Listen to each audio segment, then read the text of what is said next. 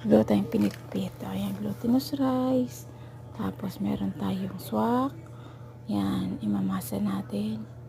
Pag ganyang dough na, painit tayo ng kawali. Then, naprito natin ng manipis.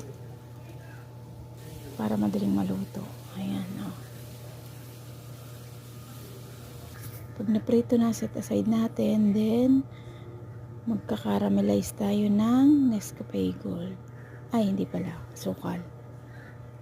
Yan. Pag na-caramelize na, may nang apoy lang.